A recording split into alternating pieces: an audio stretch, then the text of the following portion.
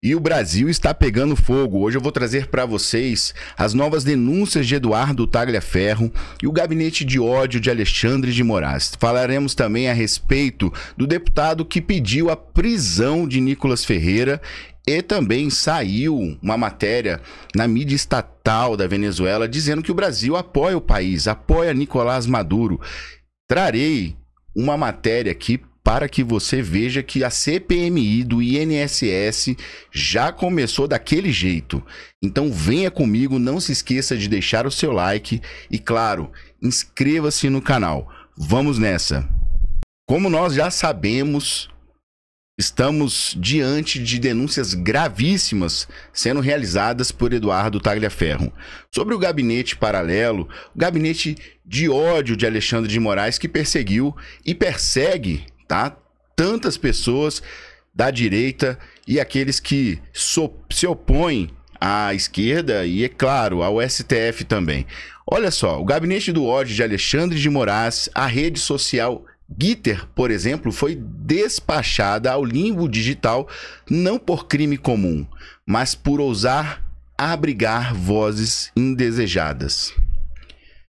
A nova temporada da Vaza Toga promete ser emocionante. Publicada por Oeste e já conhecida como Vaza Toga 3, ela bem se poderia chamar de comédia dos erros democráticos. Ou, quem sabe, o Big Brother Supremo. Graças às revelações de Oeste, descobrimos que o tão propalado gabinete de ódio bolsonarista, esse fantasma útil que tanto se nutriram redações militantes e justiceiros de toga, não passava de caricatura. O verdadeiro gabinete do ódio não se reunia em porões obscuros, mas nos salões refrigerados da Justiça Eleitoral, sob a batuta vigilante e obsessiva de Alexandre de Moraes. Ali, longe do rumor das ruas, tramava-se a censura como quem organiza um convescote, com elegância burocrática, convites cifrados e ordens repassadas via WhatsApp. Não era desinformação que se pretendia combater, mas o herege político a ser banido da ágora virtual. A rede social Gitter, por exemplo, foi despachada ao limbo digital, não por crime comum, mas por ousar abrigar vozes indesejadas. Uma frase lacônica bastava: veja se bloqueia a Gitter. E assim se fazia. Mais irônico ainda, termos como voto auditável e eu autorizo, expressões tão corriqueiras no debate político nacional, foram classificados como nocivos e imediatamente encaminhados ao paredão de fuzilamento digital. De certo, teria corado diante de tamanha audácia semântica. Olha só essa aqui, eu vou trazer para vocês agora o vídeo que Tagliaferro, tá, realiza novas denúncias. Eu peguei e fiz um compilado aqui, tá? Trouxe matérias aqui da Gazeta do Povo e também da Revista Oeste. Vídeos entrevistas onde ele fala sobre os pontos. Então eu separei as partes mais importantes aqui para que você possa acompanhar comigo, tá bom? Então vamos aqui direto para o vídeo. Então, para que você possa reestruturar a sua memória, eu fiz aqui em ordem, tá, cronológica, as entrevistas de hoje, tá? Minto, de ontem e hoje, entrevistas onde ele fala sobre o momento que ele percebeu as ilegalidades. E daí em diante só vem bomba. Então acompanha aqui. Era diferente. Foi entre 1 e 2 semanas que eu já estava no Tribunal Superior Eleitoral e eu percebi que dentro do que a gente recebia para fazer análise, para poder fazer o relatório do material, né, da publicação, seja vídeo, seja foto ou um comentário, e identificar a veracidade daquele material que a nós era encaminhado e trazer o link, né, a URL, para colocar no relatório e mandar para o Supremo Tribunal Federal ou Tribunal Superior Eleitoral tomar as devidas ações que eles achassem interessante, eu percebi que só vinham materiais de direita.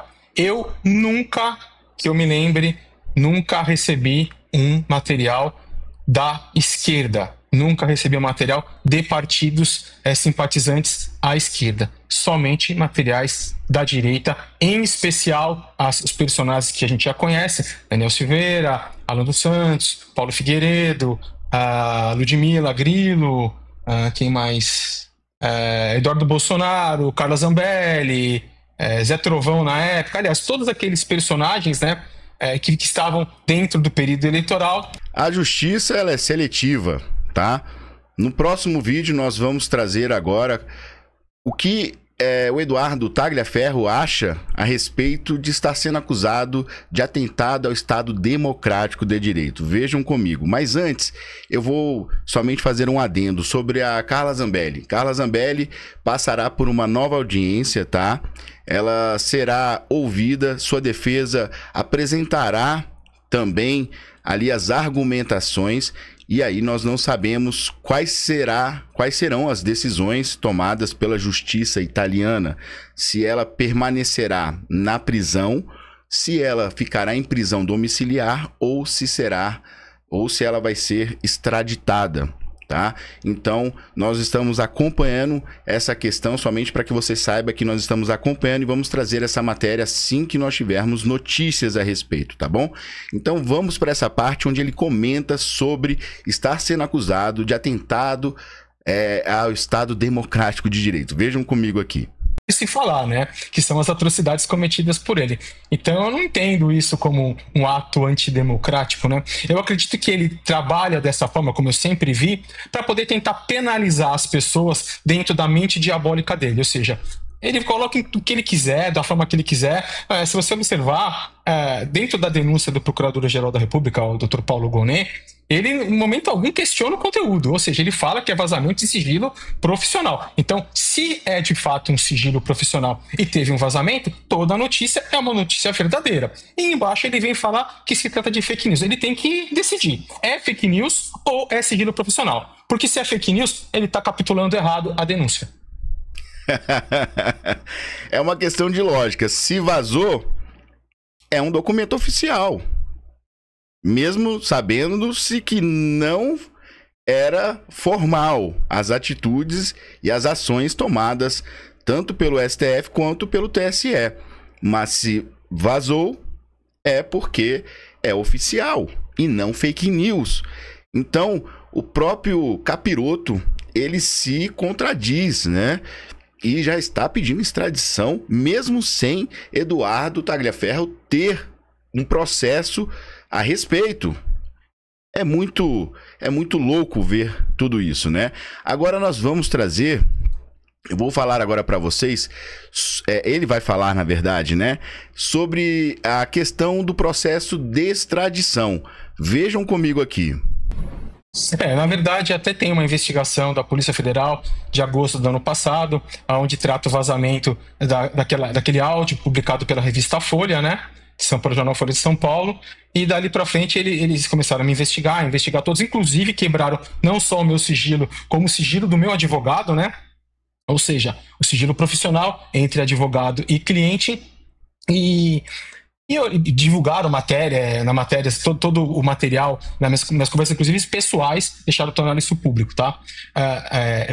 Eu fui indiciado pela Polícia Federal um dia após aquele episódio do Eustáquio, né, que ele falou que eu estava fugindo, isso e aquilo, que não era uma verdade, entendeu? Eu tinha vindo passear aqui na Itália e tinha voltado, e a partir daquilo, a Polícia Federal, no dia seguinte, que foi dia 1º de abril, inclusive o dia da mentira no Brasil, né, dizendo que eu fui indiciado somente por eu ter na minha agenda de contatos o contato do jornalista, ou seja, atenção, todos vocês jornalistas dos quais falam comigo e eu tenho contato, vocês estão sujeitos a serem investigados e denunciados também pela Polícia Federal. E eu, com base também num print de uma conversa de 5 ou 6 meses que antecederam esse vazamento, aonde eu e a minha esposa, que era estudante de jornalismo, eu brinquei com ela, porque de fato todos os jornalistas me procuravam e tinha ali uma matéria, o Serapel me perguntou, você pode fazer isso? Eu falei, aí eu brinquei com ela, para poder falar, olha, o jornalista me procurou, vou falar isso e aquilo, mas sobre o funcionamento, ela inclusive escreveu assim, será que falar a verdade é o melhor caminho? E foi apagado isso. E mais nada, não tem uma prova nenhuma de que eu fiz o vazamento, que eu coloquei. Com base nisso, eles fizeram. Agora, depois disso, abriu o prazo no dia 2 de abril para o Ministério Público, no caso do Dr. Paulo Gonet, fazer a denúncia em 15 dias. Mas Gonet só fez a denúncia agora, no dia 20, o dia 22, depois do quê? Que eu me manifestei referente à aplicação da lei Magnitsky em cima do Alexandre de Moraes. Ou seja, você consegue ver que se trata de uma perseguição. Mais um detalhe só, que é importante eu falar. Se você pegar todas as movimentações dentro do processo da PET que foi instaurada contra em meu desfavor, ela tem em um ano 166 movimentações, um recorde. Não tem processo no Brasil com tanta movimentação. E seriam uma movimentação a cada 2 dias. Isso não existe no judiciário. Sendo que do dia 1º de agosto até hoje, foram 53 movimentações, ou seja, 35% de toda essa movimentação, somente porque eu comecei a denunciar Alexandre de Moraes. Então isso mostra claramente que se trata de uma perseguição. Ele tenta, de qualquer forma, tentar me calar. Então, o objetivo dele, na verdade, não é resolver qualquer problema, é me levar para o Brasil para que eu me cale, para que eu não fale nada, entendeu?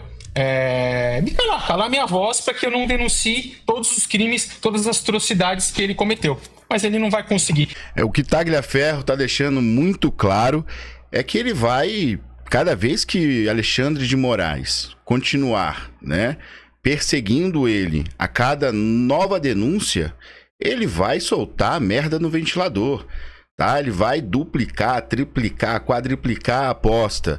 Agora, isso me lembra muito bem Sergei Magnitsky, quando foi denunciar ao governo os corruptos na Rússia e teve a sua prisão decretada e veio a falecer devido aos maus tratos que ele recebeu, tá? Tortura.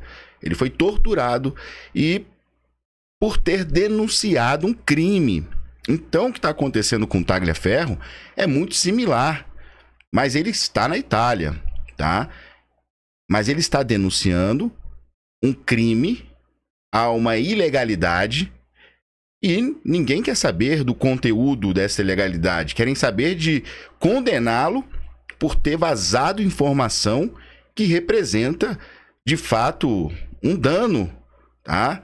Um dano, uma ilegalidade, um crime, e ele está sendo, na verdade, perseguido a partir desse momento por estar denunciando. Isso é gravíssimo, isso está claro. Então nós estamos presenciando algo similar que aconteceu com o russo Sergei Magnitsky, tá? Que foi exatamente isso. É uma similaridade.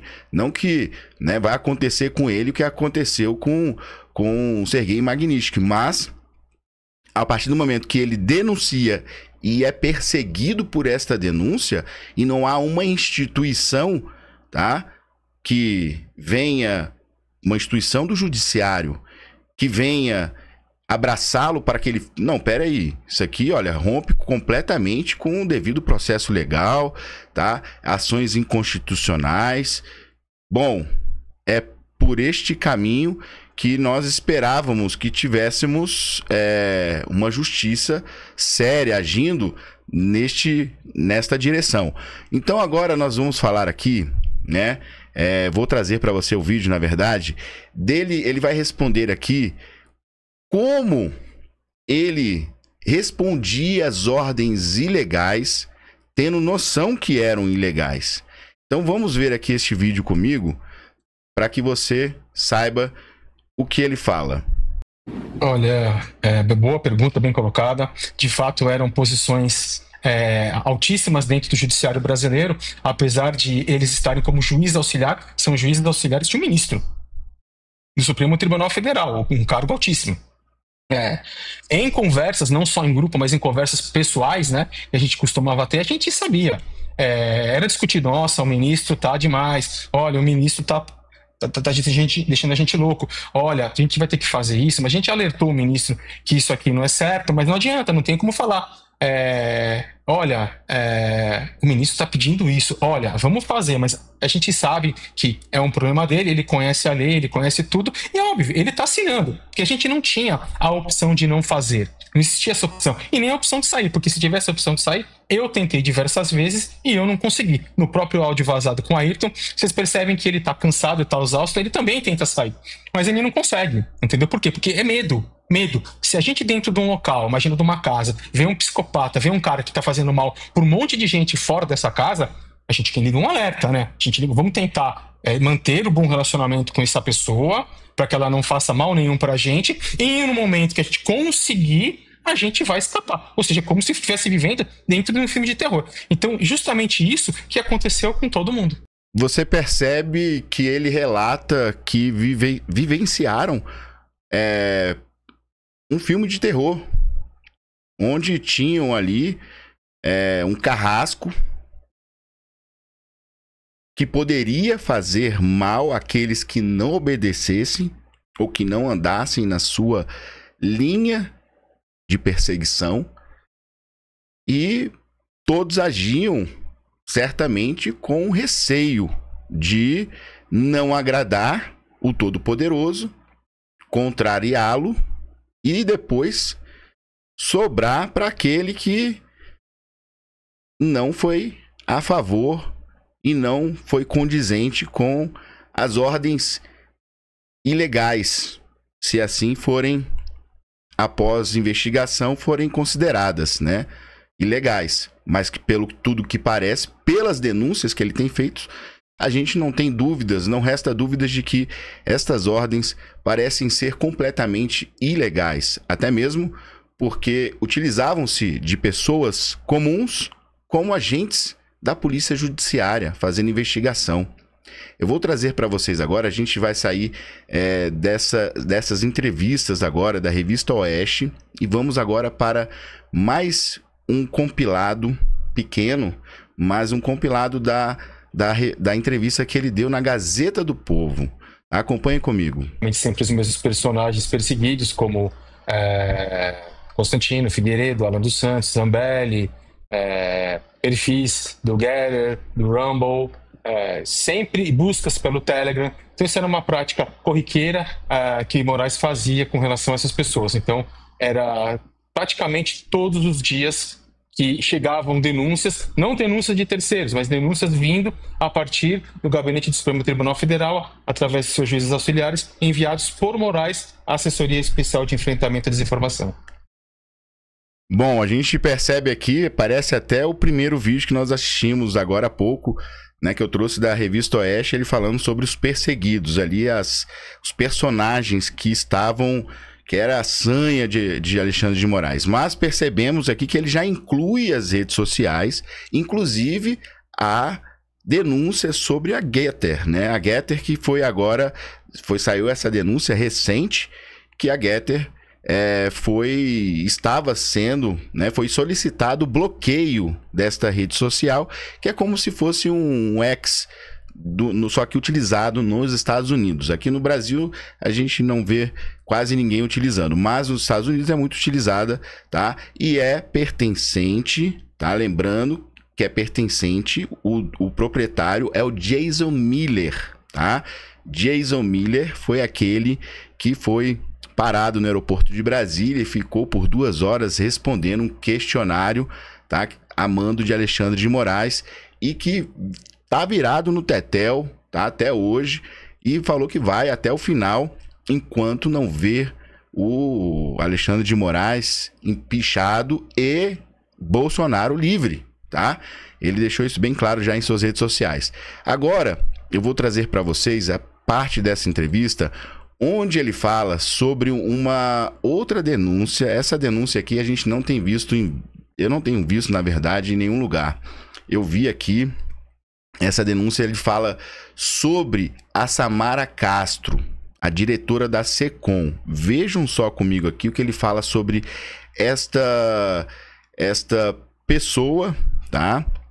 que trabalhou, tá? Inclusive possui um contrato, eu já vou até abrir aqui para vocês, tá? Que é um contrato que o STF e o TSE possuem com a NetLab da UFRJ, que é o Laboratório de Política, Direito e Internet da Universidade do Rio de Janeiro.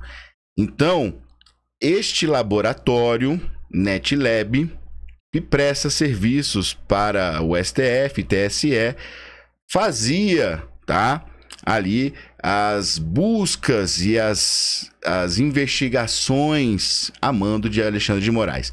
Mas é só para que você entenda, não fique perdido quando ele falar NetLab, pois tem muita gente que não vai saber o que é, tá? Então vamos lá, vou trazer aqui o vídeo dele falando a respeito disso. Um checador, né? Um contrato, existiu com vários, mas um deles era o NetLab UFRJ, tá? Do qual, ao que eu me recordo, ela era participante. Porém, ela, de modo especial, direto para mim, no meu WhatsApp, ela enviava constantemente diversas pesquisas feitas por pessoas de grupos de WhatsApp, grupos de Telegram, vídeos de manifestantes, vídeos de pessoal na rua, mandava também publicações de redes sociais para que fosse tomada uma atitude, né? Que fosse derrubado aquilo e perseguido aquilo. Isso era uma prática normal dela, vinha constantemente, e hoje vocês podem ver, que agora eu até entendo, né? Vocês podem ver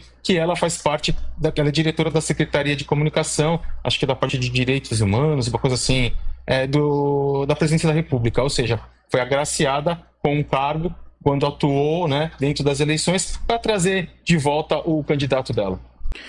Olha que denúncia grave, gravíssimo. Então estamos vendo, tá, diante dos nossos olhos, essa denúncia, onde ele fala que esse laboratório, tá, da Universidade Federal do Rio de Janeiro, a UFRJ, que é o NetLab, fazia ali buscas direcionadas, seletivas, para incriminar pessoas, para bloquear redes sociais, para cercear a liberdade de expressão do oponente. Fica claro que ela deve ser uma esquerdista, provavelmente, ainda mais falando em UFRJ, que a gente sabe que é completamente comuna. E aí a gente tem um laboratório contratado pelo TSE, pelo STF, que possui claramente viés ideológico para atrapalhar o andamento. Se eles contrataram para atrapalhar, não estou querendo dizer isso, antes que eu me coloque aqui também numa furada. Mas que eles colocaram um laboratório de viés ideológico e que certamente atrapalhou, certamente prejudicou o andamento das eleições e os resultados de 2022... Isso aqui é gravíssimo. Isso aqui que ele acaba de trazer pode passar batido por alguns. Olha, não. Mais uma. Não, não foi. Aqui a gente já tem uma denúncia que é uma outra situação. Fora o gabinete onde o Tagliaferro era chefe, que já fazia, era um gabinete, era um departamento de combate à desinformação, tá? Mas tínhamos esse terceiro, que era um terceirizado, agindo, com certeza, levando, pelas palavras do Tagliaferro, levando imagens, postagens, trabalhando para poder eleger Luiz Inácio Lula da Silva através do Tribunal Superior Eleitoral. Aí a gente tem o que pode ser feito? Anular tudo? Processo do golpe, com tudo que ele está trazendo aqui, já pode ser anulado. Se a gente pegar agora esta informação, se essa informação passar por todas as análises, que vai abrir agora dia 2 de setembro, às 11 da manhã, teremos Tagliaferro, tá? Em audiência. Tá? Foi convidado pelo Senado e vai participar. Dia 2 de setembro, anote na sua agenda. A partir das 11 da manhã. E nós vamos estar aqui transmitindo para vocês. Agora acompanhe comigo. Se o TSE realmente, tá, contratou esse terceirizado, nós teríamos uma eleição que foi contaminada. Provado isso, olha que absurdo. Fora as questões da USAID, tá? Fora as questões da USAID, fora as questões dos financiamentos que vieram de fora, fora tudo que você conhece. Só isso aqui já é uma denúncia gravíssima. Agora eu vou trazer para vocês esse ponto da entrevista dele, onde ele fala sobre se sentir ameaçado, tá? Vamos lá. Com relação a se sentir ameaçado, sempre me senti ameaçado, até mesmo porque convivendo dentro do TSE e vendo o que ele fazia com as pessoas que estavam longe, fazia com que todos que estavam ali pensassem, refletissem antes de ir contra algum pedido dele. Então todos tinham medo e assim comigo não era diferente, entendeu? Com relação também ao fato de um relacionamento, como que era, o gabinete, gente, era uma coisa super simples. O gabinete era gigante, era um monstro. A minha sala era gigante, desnecessário aquilo, entendeu? E tinha a parte do gabinete que tinha outros servidores. Eram 8 pessoas, somente com computador, internet, não tinha câmeras, não tinha TVs, não tinha de fato monitoramento. Era uma coisa muito simples. E ele não tinha contato direto com os servidores, nunca tiveram. Teve comigo 3, 4 vezes pessoalmente e por vídeo, né, algumas outras vezes. Posso até estar errando um pouco nesse número, mas é algo aproximado assim. Todas as demandas vinham através dos juízes auxiliares. Porém, o que ele não contava é que eles tinham um grupo no STF, onde ficava tanto o juiz auxiliar do STF quanto do TSE, e mais algumas pessoas lá do grupinho deles. Eles jogavam as demandas nesse grupo e os juízes repassavam para mim. Só que ele não contava com o quê? Que muitas vezes vinham conversas, prints, encaminhamentos das próprias palavras do ministro, entendeu? Do que ele pedia. Então você via ali a agressividade, muita gente fica até chateado, que ele tinha um tom agressivo, ele humilhava, ele maltratava, ele pressionava, ele falava, você quer que eu faça? Avisa para eles se eles querem que eu vá lá e faça, isso e aquilo. Então era dessa forma que era tratado, era o relacionamento, era o contato com ele. Em relação a 2023, quando aconteceu o fato de eu sair do gabinete, todo mundo sabe, foi por conta de um disparo acidental aí, coisa que no momento oportuno eu vou trazer para todos. Isso não é a história que está sendo contada, não teve disparo da minha parte, não tem um registro gráfico. A vítima, ela é clara, eu tenho a gravação da audiência, que é uma gravação, todos podem acessar, eu vou trazer isso para a imprensa. Ela fala que não teve violência doméstica, ela fala que não teve disparo de arma de fogo. A pessoa que estava comigo dentro do quarto, que foi pegar a arma, tudo, ele fala, o Eduardo não disparou a arma. Eu puxei a arma no tranco, quando eu puxei, a arma disparou. Mas assim, o sensacionalismo, a perseguição, a sede de vingança com relação ao ministro fez com que eu passasse por tudo isso e acabei sendo exonerado. Ainda corro perseguição, tá? Perseguição dentro do Tribunal de Justiça de São Paulo, onde eles têm feito algumas coisinhas que estão fora, mas eu vou trazer para vocês. E o medo também se dá, Marcília, a ameaça dele se dá com relação processual. Se você reparar, basta olhar minha pet dentro do STF, vocês vão ver que cada vez que tem um evento chamado Tagliaferro, ou que alguém fala de mim, ele movimenta muito o processo. Que nem a questão do Eustáquio. Ele pediu para que eu fosse indiciado no dia 1º.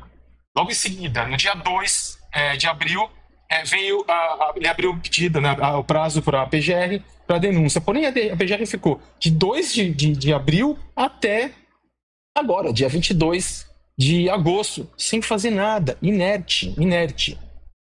Quando deu dia 30 ou 31 agora, que ele foi estacionado, eu apareci no programa do Alan dos Santos, eu me manifestei, logo em seguida ele voltou a movimentar o processo assim, desesperadamente. Então, toda vez que eu dou uma entrevista, toda vez que eu apareço, ele movimenta 2, 3, 4. Teve um dia que ele movimentou 8 vezes no dia o processo, no desespero de tentar me calar, no desespero de tentar me pegar. Só que o que está claro nisso? Que se trata de uma perseguição. Ele não quer que eu fale, porque em momento algum, Marcília, ele fala com relação ao conteúdo. Ele está buscando o vazamento, e não o conteúdo que é muito, como dizer, muito perigoso, né? É absurdo o que ele fez. Isso ele não está preocupado, Marcília.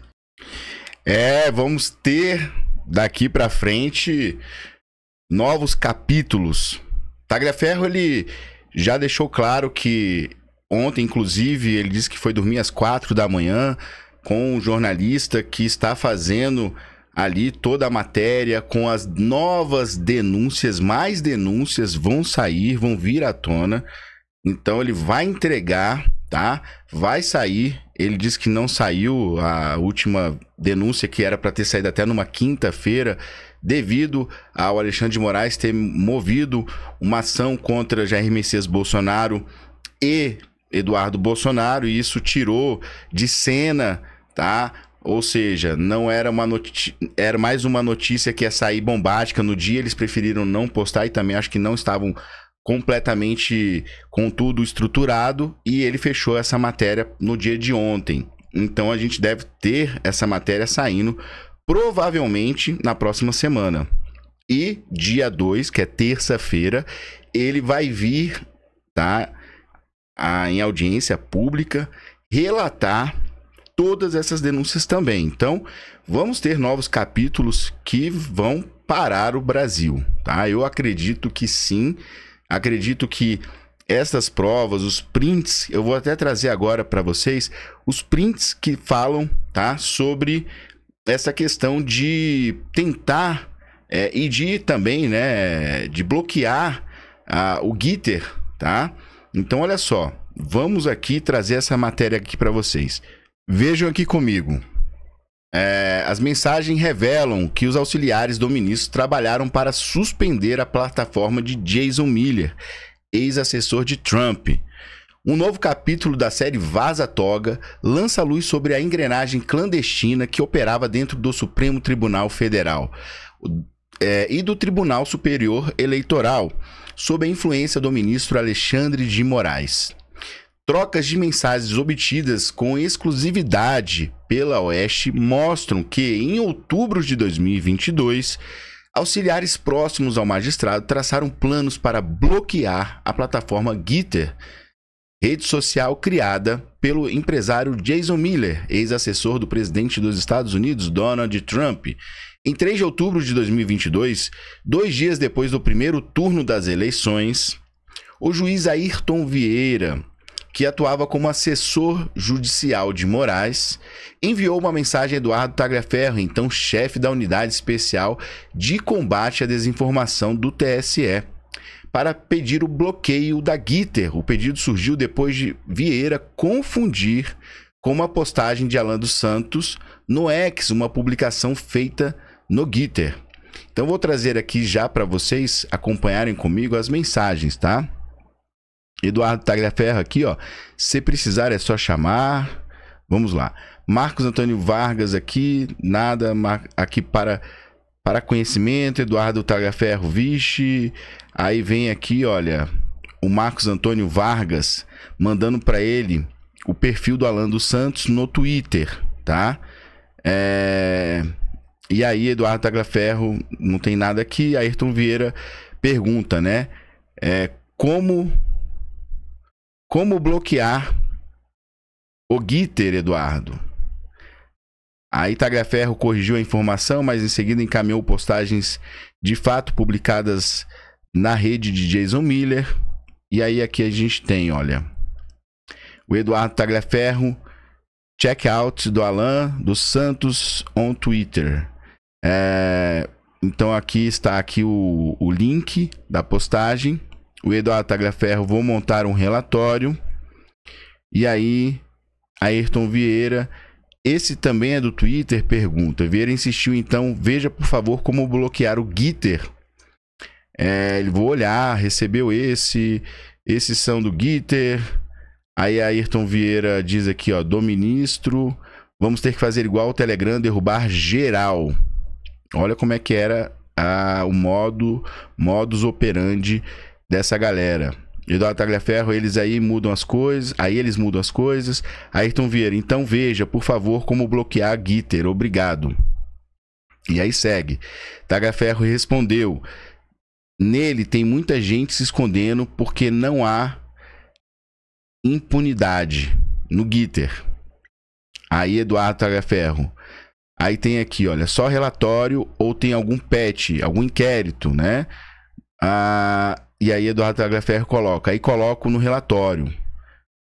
Aí Ayrton Vieira mandou a patch para ele. Eduardo Tagliaferro diz obrigado. Então, Eduardo, né, diz que está fazendo. E Ayrton Vieira dá um joinha. Aí vamos lá que tem mais. E aí o Ayrton Vieira, né, diz o seguinte. Aqui para vocês vai ficar grande, né? Está muito bom, Eduardo, muito bom mesmo. O problema agora é o bloqueio. Sabe-se que a Gitter tem representação no Brasil. Deixa eu ver se eu consigo diminuir aqui. Ó. Beleza. Aqui eu não vou conseguir mudar muita coisa não, porque eu botei grande aqui para que vocês possam ver as mensagens dos prints, tá? Então aqui, olha, Eduardo Tagliaferro diz, doutor Ayrton, boa noite. Veja, deixa eu ver se aumenta um pouquinho mais. Veja se preciso fazer alguma alteração, por favor. Aí, abraços para Eduardo Tagliaferro, suspensa. Aí ele já tinha suspendido a rede social, bloqueado. Ayrton Vieira, está muito bom, Eduardo, muito bom mesmo. O problema agora é o bloqueio. Sabe-se que o Gitter tem representação no Brasil? Perguntou ele, né? O Ayrton Vieira, que era assessor, tá? Juiz assessor de Alexandre de Moraes. E Eduardo Tagliaferro diz, não tem, terá que fazer igual ao Telegram, pedir suspensão da plataforma no Brasil, né? E aí eles resolvem rapidinho como foi no Telegram. Aí diz aqui, ó, ontem à noite Moraes falou que bloqueia mesmo, acrescentou Tagliaferro, ao deixar claro que o ministro já havia manifestado apoio à medida. Então, tá aqui, ó. Beleza? Então, assim, só para que você possa ver aqui, que tá bem grande aqui, para que você veja as mensagens. Eduardo Tagliaferro diz, porque eles não irão cumprir. Ayrton Vieira diz, sim, mas é um problema grande. Dá risadinha. Vamos ver com o ministro. Risadinha. Muito obrigado, Eduardo. Cheio de risadinha. Eduardo Tagliaferro, kkk, mas ontem à noite ele falou que bloqueia mesmo, kkk. Qualquer coisa, só me falar. Abraços. Aí Ayrton Vieira, grande abraço. Aí Eduardo Tagliaferro, Gitter, Eduardo Tagliaferro, vamos. Já vimos esse, kkk. Ayrton Vieira, kkk. E era assim as mensagens todas, né? Eduardo Tagliaferro. Doutor Ayrton, que coração de pedra. Eduardo Tagliaferro tá dizendo aqui, ó. Doutor Ayrton, que coração de pedra. Viu, deu certo. Agora podemos pegar os caras no Gitter. Pensaram que estavam impunes. Aí, beleza. Tá aqui Eduardo Tagliaferro mandando sorrisinhos. Eduardo Tagliaferro, viu, deu certo. Kkk. Marco Antônio Vieira, palminhas, parabéns, né? Eduardo Tagliaferro, agora podemos pegar os caras do Gitter, pensaram que estariam impunes. E Eduardo Tagliaferro, olha isso. Ela está pegando pesado agora. Aí tá aqui, ó. Por segurança, preservei a prova com o Virect. Porque a tentativa de bloquear o Gitter é ilegal. STF não pode dar ordens ao TSE. O Supremo não exerce poder hierárquico sobre a justiça eleitoral. Usar servidores e estruturas do TSE para fins de censura e repressão extrapola competências constitucionais e configura desvio de finalidade. Que mais? Temos também aqui, ó. Usurpação de competência. O STF assumiu funções de investigação e acusação que pertence à Polícia Federal e ao Ministério Público. O juiz não pode investigar e julgar ao mesmo tempo. Fato. Violação do Marco Civil da Internet. A Lei 12.965 prevê a remoção pontual de conteúdos, nunca o bloqueio de uma rede social inteira. A suspensão total seria desproporcional e abusiva. E aí tem gente que fala, não, vocês não estão vivendo uma ditadura, não. Falta de desvio, falta de devido processo legal.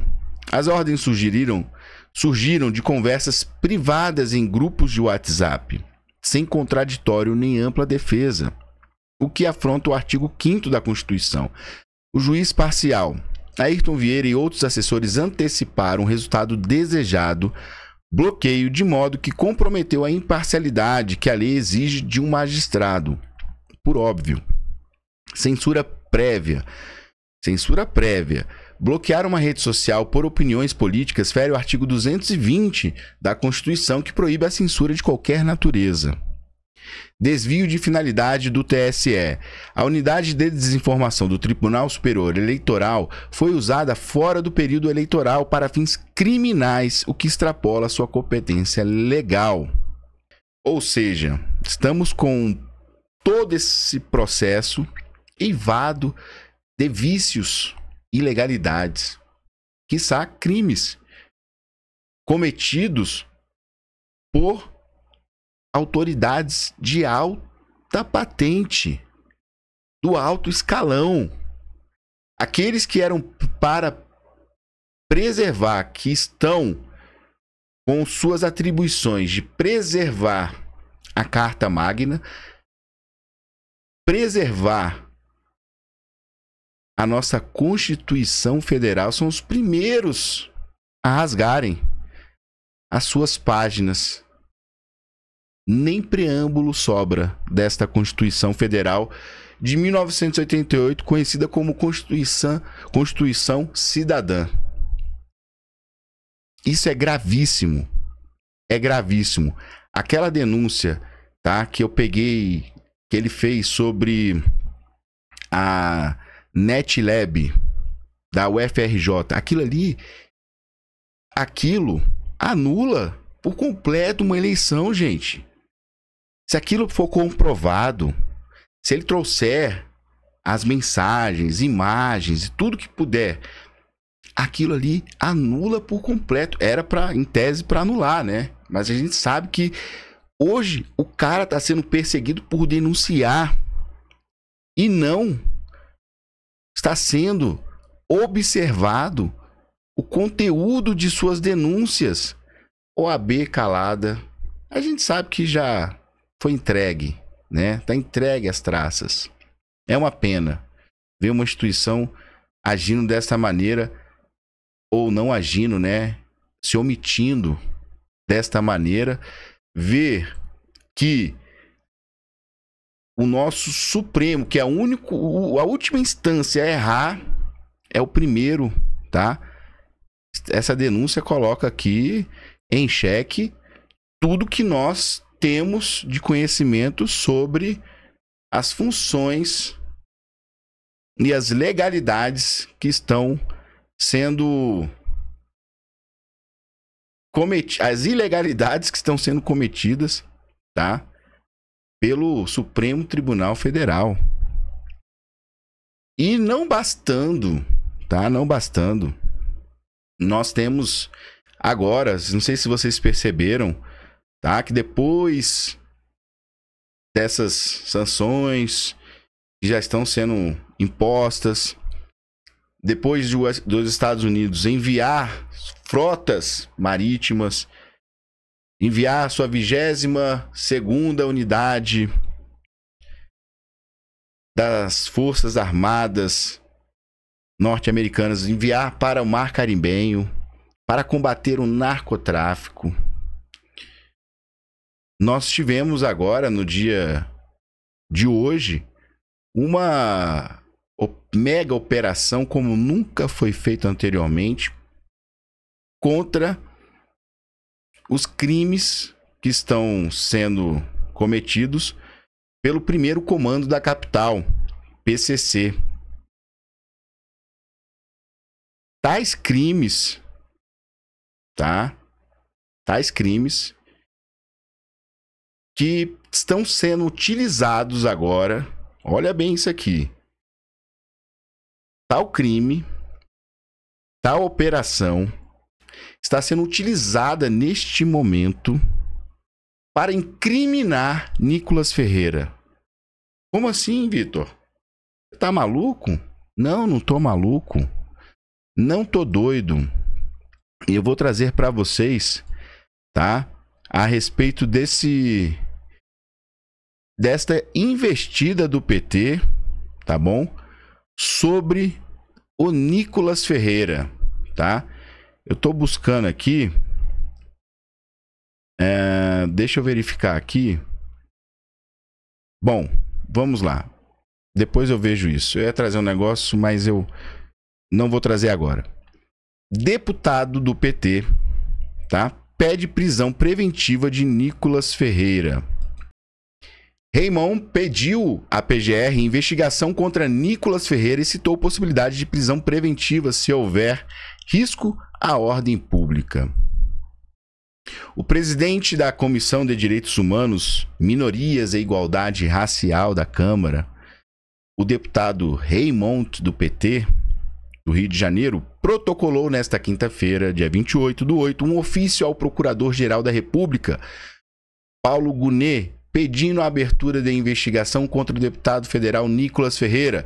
No documento, Raymond também solicitou que seja avaliada a possibilidade de prisão preventiva caso as apurações indiquem risco à ordem pública. A solicitação cita a prisão em flagrante de Gleicon Ranieri de Oliveira Fernandes, primo de Nicolas, detido em Uberlândia com 30,2 quilos de maconha. No texto, Raymond afirma que o episódio levanta a necessidade de apurar eventuais vínculos familiares, políticos, financeiros entre os parlamentares e a estrutura criminosa investigada. O pedido também cita a atuação de Nicolas em janeiro deste ano, quando o deputado divulgou supostas informações falsas sobre a suposta taxação do PIX. Segundo o ofício, a divulgação contribuiu para a pressão pela revogação de uma norma da Receita Federal voltada a ampliar a fiscalização das think tanks, mecanismo apontado por autoridades como utilizado em esquemas de lavagem de dinheiro. O grande crime organizado o grande crime organizado mantém relações espúrias com uma parcela corrupta de agentes do Estado, praticando violações sistemáticas de direitos humanos. Como presidente da comissão, é meu dever zelar pela integridade democrática e pela proteção dos direitos humanos, afirmou Raymond. Olha que absurdo isso aqui, gente. Olha o que eles estão utilizando. A Operação Carbono Oculto, tá? Deflagrada hoje pela manhã por mais de 1.000 e tantos agentes em diversos estados do Brasil para poder, tá? Prender integrantes que são pertencentes ao PCC. Eles estão com mandado de busca e apreensão e fizeram, tá? Nessa investigação descobriu que diversos postos de gasolina estavam adulterando o combustível, tá? E também na forma qualitativa, tá? Que é a adulteração do combustível, e quantitativa, que é aquelas bombas que quando você coloca combustível, você pede para botar 50, você tem ali 30 reais. Você pediu para botar 10 litros, vem 7 litros. Exemplo. E também essa organização criminosa, tá? Que já vem atuando há um bom tempo, ela também estava recebendo metanol no porto, desviando, tá? Para locais clandestinos e fazendo a adulteração desse combustível, que depois iriam para as bombas. Também temos agentes do PCC que compravam, tá? Postos de gasolina, não pagavam todo o valor, e quando os donos dos postos iam cobrar eles falava assim, ó, se tu continuar cobrando, a gente vai, ó, acabar com você. E aí os caras, não obstante, tivemos também boa parte da investigação, que é o Follow the Money, que se dirigiu até Faria Lima, tá? Centro econômico do nosso país aí, em São Paulo. E na Faria Lima, onde tem ali diversas empresas e think tanks, tá? Onde parte do dinheiro estava sendo colocado ali em algumas ações. O que acontece? Esse deputado está fazendo uma ligação daquele vídeo do Pix do Nicolas Ferreira, tá? Onde ele denunciava ali o monitoramento que nós teríamos exacerbado pelo Estado. Também tivemos também a questão das taxas que seriam colocadas, impostas, mais taxa, né? Não contente, eles queriam enfiar no nosso mais taxa ainda. E o Nicolas fez um vídeo que bombou, né? Teve mais de 1 milhão de visualizações. Até no Wikipedia saía, que era o vídeo mais visto no mundo naquele dia. Para vocês terem ideia da proporção que tomou, tá? Do alcance que teve esse vídeo. E aí nós tivemos a Receita Federal voltando atrás, tá? De implementar essa nova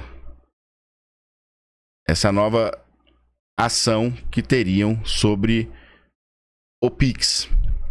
E aí agora esse deputado está fazendo uma ligação de um primo do Nicolas, que teve um caso em Minas Gerais, tá?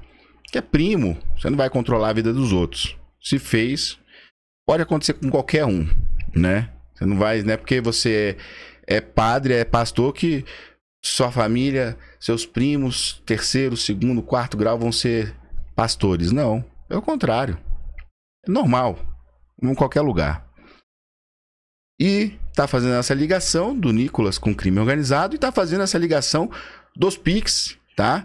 Terem essa falta de regulação e taxação dos PIX estarem sendo motivo para que a organização criminosa estivesse tendo êxito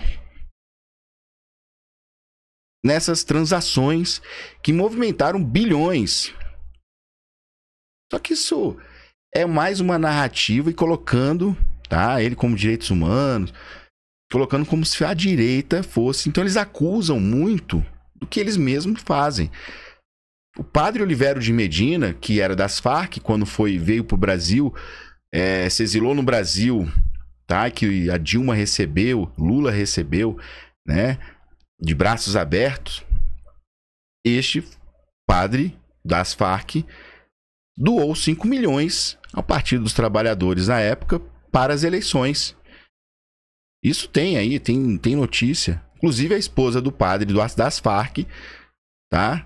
De uma organização criminosa de narcotraficante, teve sua esposa locada no Ministério da Aquicultura. Aquicultura, isso mesmo. E pesca, onde ela ia dar aula de leitura para os pescadores do Lago Paranoá, em Brasília, na Ponte das Garças. Gente, aí a esquerda ela gosta de apontar o dedo, mas eles acusam para poder desviar o foco deles mesmos. Isso, tá? É mais uma que o Nicolas, nós sabemos que isso não vai para frente, mas é só a intenção de desgastar a imagem de Nicolas Ferreira, que fica muito claro, e da direita também, tá? Isso aí é o que os canalhas, tá? Esses comunas fazem diariamente. Eles acordam para poder prejudicar, tá? E para poder aniquilar com os oponentes. Pois é assim que age, né? E sempre agiu todos os agentes do socialismo e do comunismo, né? Eles aniquilam os seus oponentes para depois começar a aniquilar, da sua própria carne, né? Que são aqueles do seu próprio meio que não vão muito de acordo ainda com as ideias lá do patriarcado. Então, com isso, vamos aqui, vou trazer a matéria para vocês. Ah, não, antes de eu trazer essa próxima matéria, tá? Falando do Lula, tá? Falando do governo Luiz Inácio Lula da Silva ter saído em uma matéria, eu vou trazer essa matéria para você agora, que saiu numa mídia estatal da Venezuela, do consórcio da Venezuela, tá? Eles trabalham para Nicolás Maduro, e aí saiu que o governo brasileiro apoia a Venezuela, está apoiando a Venezuela contra, tá, as investidas dos Estados Unidos estarem permeando ali o Mar Caribenho, a Venezuela. Mas eu vou trazer para você essa notícia e vou explicar, tem coisas importantes para falar sobre isso, tá?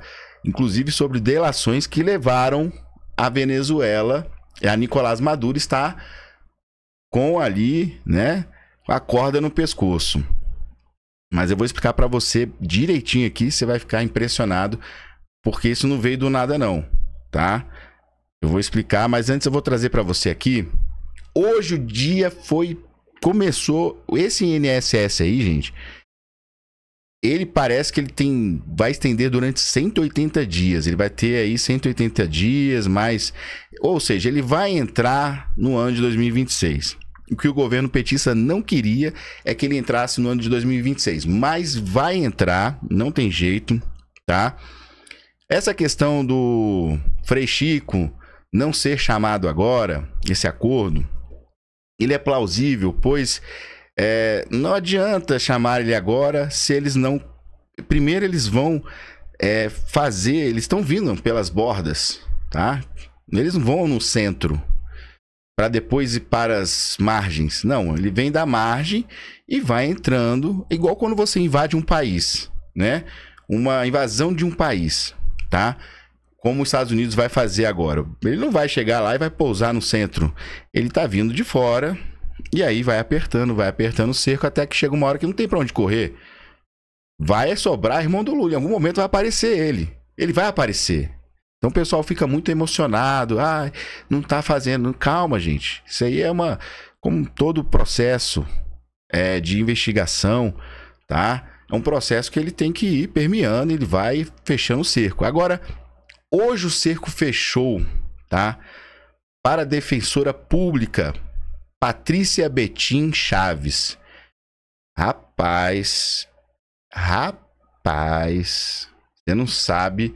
Eu até fiz um compilado. Eu editei o vídeo, mas tá na linha certinha, não tem corte não. Ele tá na linha certinha, mas eu peguei o trecho desse. Cara, foi uma lapada.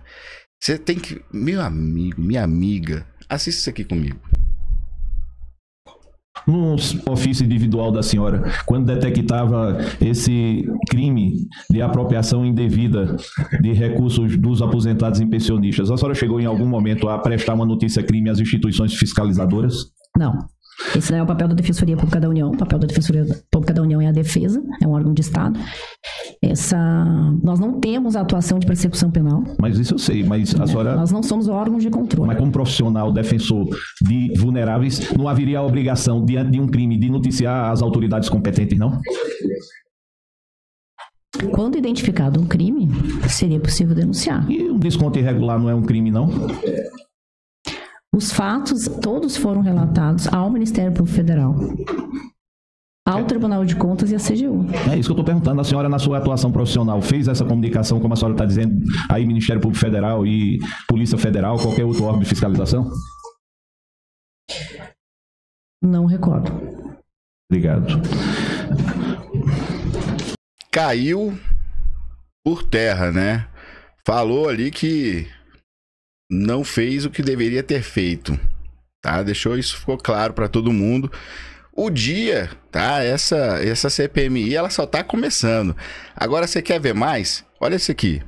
Se houve omissão, se houve crime, isso deve ser apurado na esfera competente. Mas como alguém que é operador do direito, que esteve diante dos fatos, o que se observa é algo que se assemelha à negligência, cegueira deliberada ou uma associação criminosa com finalidade específica? Eu prefiro não responder essa pergunta. Mas na qualidade de testemunha, Vossa Senhoria não pode se omitir a resposta do parlamentar. E muito me estranha alguém que teve esse nível de contato com os fatos se incomodar quando alguém pergunta sobre sua leitura sobre os fatos, sua avaliação sobre os fatos.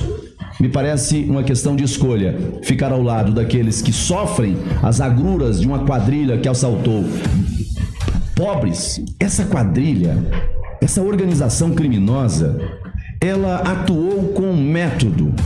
Ela tinha um público-alvo específico. Ela buscava justamente os mais vulneráveis.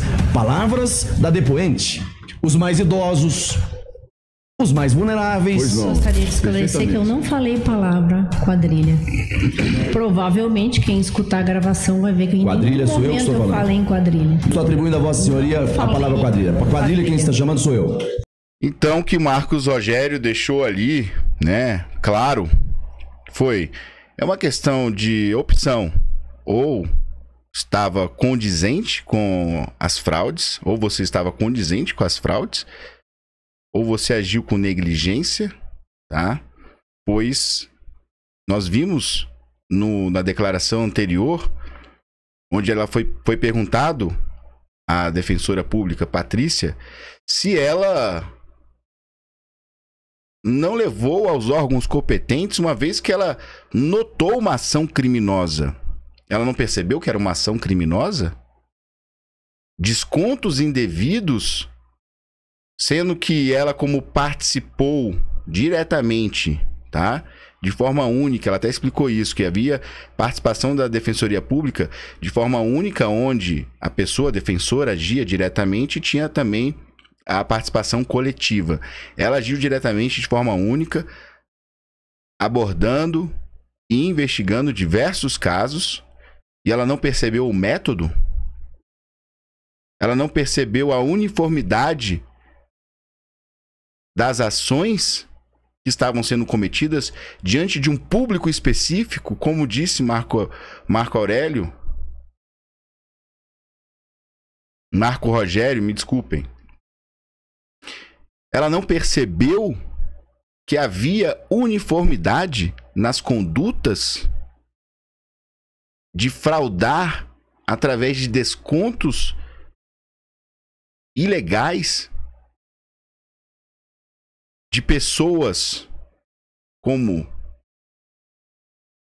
aposentados. Ela mesmo relata, eu assisti um pedaço desse vídeo, ela mesmo relata que havia uma uniformidade, que eram indígenas, quilombolas, pensionistas que não podiam... E aí eu já trago isso agora, né? Você sabe, pensionistas que não podem, às vezes, se locomover. Pessoas de regiões ermas, extremamente pobres, que nem têm acesso, nem sabem mexer com o aplicativo. E ela não percebeu isso e não denunciou aos órgãos competentes? Não é uma questão de você, como defensora pública, perceber algo ilegal e simplesmente buscar resposta do INSS sobre aquele fato ou pedir correções. Não.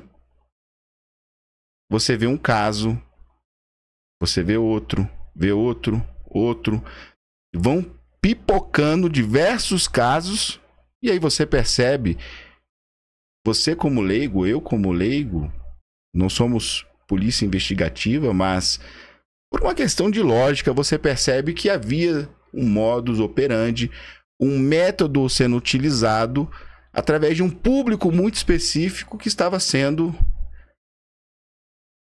ali prejudicado, lesado pelo Estado. Nós temos também outra denúncia fortíssima,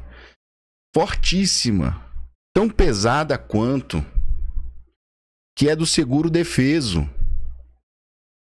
que ocorrem hoje com os pescadores que pegam um seguro quando está naquela época onde o peixe precisa de um repouso ali para fazer a sua reprodução e tudo, para que possam seguir ali as normas ambientais e para que não prejudique o meio ambiente, tudo, eles ficam sem, eles não podem pescar naquela época e eles recebem um seguro. Só que Majocaba,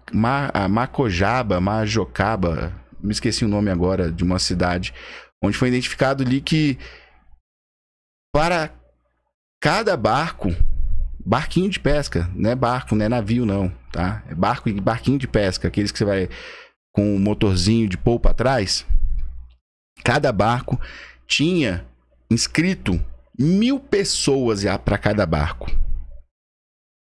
Em um ano saltou de 0 a 350 mil inscritos no programa. O rombo chega a 6,3 bilhões de reais do seguro defeso, se equiparando ao rombo do INSS que está sendo agora investigado na CPMI.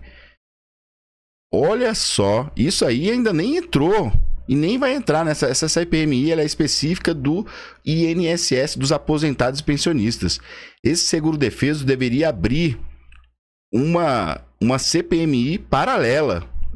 Inclusive, esse do seguro defeso foi indicado por Jair Messias Bolsonaro lá atrás, falando, olha, tá errado esse negócio.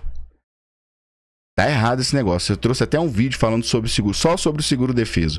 Tem aqui no canal, depois você procura aqui, tá? Em nossos vídeos, não tá na playlist, tá em vídeos. Você tem o ao vivo e vídeos. Vai em vídeos, você vai achar sobre pescadores, acho que é pescador mortos, alguma coisa assim. Não lembro o nome do título, mas alguma coisa assim, que eles usavam pescadores fantasmas, pescadores que estavam mortos, inclusive gente morta, que era incluído ali no cadastro para poder, né, esses canalhas corruptos sacarem dinheiro do Estado. 6,3 bilhões de rombo aos cofres públicos. É um tremendo de um absurdo. E indo lá para cima, né, tá no Pará, naquela região do Pará, tá, onde tem esse índice de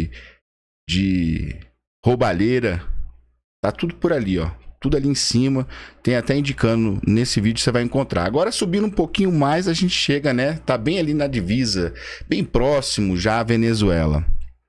O país que hoje não é um estado, não possui mais um governo, possui sim um regime comandando o Estado, um regime de narcotraficantes, um regime que é comandado pelo Cartel de Soles,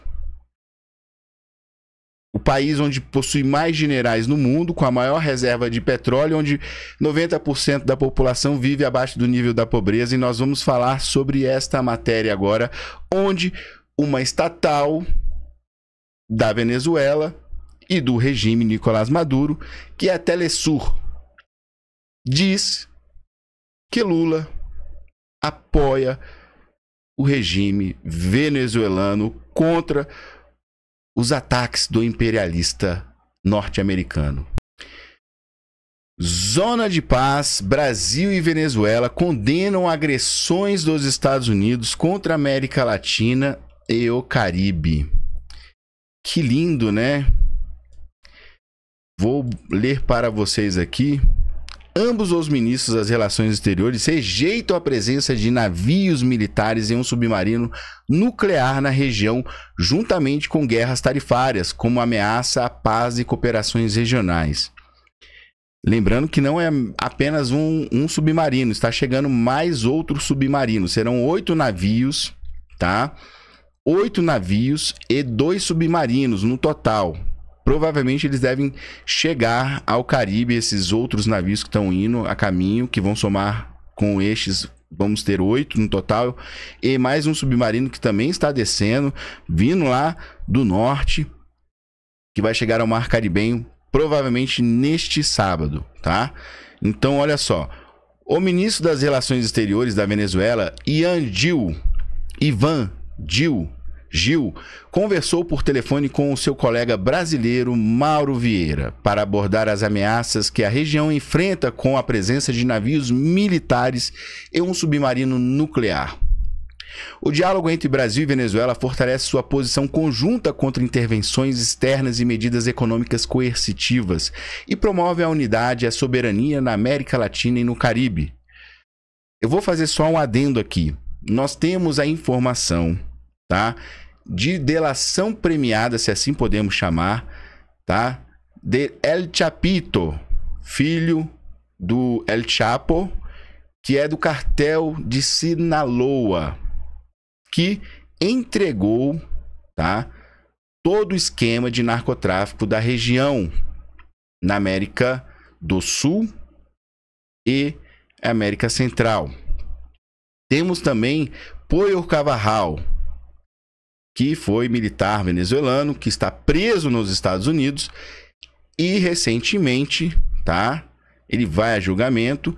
Parece que ele também abriu a boca e logo após, tá, foi logo após os anúncios que estaria marcado seu julgamento, algo nesse sentido.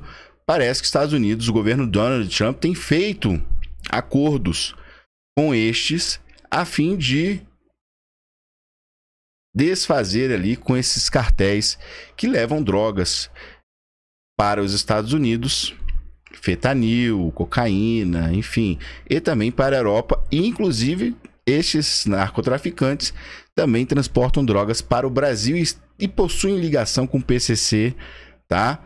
Eu não sei se com o Comando Vermelho, mas estes dois que eu falei por último são os que Luiz Inácio Lula da Silva faz questão de não considerar como uma organização terrorista. Mas vamos continuar. O diálogo entre o Brasil e a Venezuela fortalece sua posição conjunta contra intervenções externas e medidas econômicas coercitivas e promove a unidade e a soberania da América Latina e no Caribe. Essa palavra soberania está batendo forte, né, ultimamente, na esquerda. Tem falado, acho que eles aprenderam a falar soberania e agora eles falam lá na Venezuela e no Brasil, né? Você vê a esquerda falando soberania, soberania, né? Soberania para eles, né? Para o povo é cachorro e lixo para comer. O presidente venezuelano denunciou planos de agressão contra a Venezuela e a América Latina, destacando a presença de navios militares e um submarino nuclear em violação à Zona de Paz CELAC 2014 e o Tratado de Tlatelolco. Olha que nome, porra, que nome, viu? Que merda de nome que foram. Tlatelolco, de 1967. Ambos os diplomatas concordaram com a necessidade de interromper essas ações imediatamente. Então, eles falaram aqui, ó, Vieira relatou os ataques tarifários que afetam o Brasil, que ele descreveu como ataques injustificados que minam o espírito de paz e cooperação regional. Olha, são tão coitadinhos. Anteriormente, na cúpula dos países amazônicos em Bogotá, ambos os chanceleres discutiram questões bilaterais, comerciais e regionais. Então, na cúpula dos países amazônicos em Bogotá, foi quando saiu aquela matéria que eu trouxe para vocês, falando a respeito do plano de Imerí, que era aquele plano de resgate clandestino de Nicolás Maduro, que utilizaria a Força Aérea Brasileira para trazer Maduro para o nosso país, para o Brasil. Isso foi um vazamento que saiu ali das Forças Armadas, dizendo que boa parte das Forças Armadas estava, uma parte estava a favor, outra contra. O governo brasileiro fez uma nota dizendo que era mentira isso depois, tá? O que me soou muito estranho, uma vez que se é uma, né, levaram tão em consideração esse assunto que não é mentira, tá? Mas saiu essa matéria, eu trouxe essa matéria para vocês, que foi inclusive publicada pelo portal DefesaNet, um portal que possui mais de 25 anos de estrada, um portal sério, que leva assuntos, né? E inclusive fizeram um disclaimer nessa reportagem, nessa matéria, dizendo que não teria certeza se iria ser executado em partes ou num todo esse tipo de plano de ação, tá? Então, mas nós vemos aqui O Brasil, tá? Pelo menos não em nota, deixando bem claro a vocês aqui, porque a gente tem que ter muita seriedade com o que nós trazemos. O Brasil não fez nota declarando apoio à Venezuela nesse sentido, não tem. Mas a Venezuela solta uma matéria dessa dizendo que o Brasil, e a gente sabe muito bem que o Brasil é contra tudo que é dos Estados Unidos. Brasil de Lula, né? Não o nosso, de Lula. É contra tudo, inclusive contra essa imersão de frotas norte-americanas no Mar Caribenho. Mas saiu essa matéria que mostra, claro, que o que o ministro das Relações Exteriores da Venezuela está falando é que o Brasil, tá, falou, tá, disse em conversa entre os dois, o Mauro Vieira, que representa o Brasil, nosso ministro das Relações Exteriores, chanceler brasileiro, falou para ele que é contra as ações dos Estados Unidos estarem no Mar Caribenho realizando esse tipo de combate ao narcotráfico. Mas tudo indica, pela quantidade e contingente destas frotas, que não teremos apenas um combate ao narcotráfico na região. Eu tenho, para mim, essa é uma opinião minha, tá? Que Nicolás Maduro será, sim, preso em breve. Irão libertar a Venezuela, tá? Uma vez que saiu uma nota agora, Marco Rubio, dizendo que não considera legítimo o governo de Nicolás Maduro, pois ele não ganhou. As eleições foram fraudadas, como nós vimos, acompanhamos no ano passado. Hoje temos Maria Corina Machado, refugiada, não sabemos onde, no país, vivendo escondida, pois pode ser morta a qualquer momento por esse regime, que estão atrás dela. Diosdado Cabello, que é aquele ministro de paz e não sei o que é um militar, tem acusado Marina Corina Machado de terrorismo, tem ido a fábricas, falado que encontra bombas e tudo que pertencem ao partido de Maria Corina Machado, que ela está organizando um atentado. Então, assim, tá? Para vocês terem uma noção, Nicolás Maduro será preso. Aí, meu amigo, é onde o Lula fica com medo. Porque na hora que o Nicolás Maduro for preso e ele tiver que ter um alívio em suas penas, ele vai abrir a boca. Você acha que ele vai ficar calado? Ele vai abrir o verbo.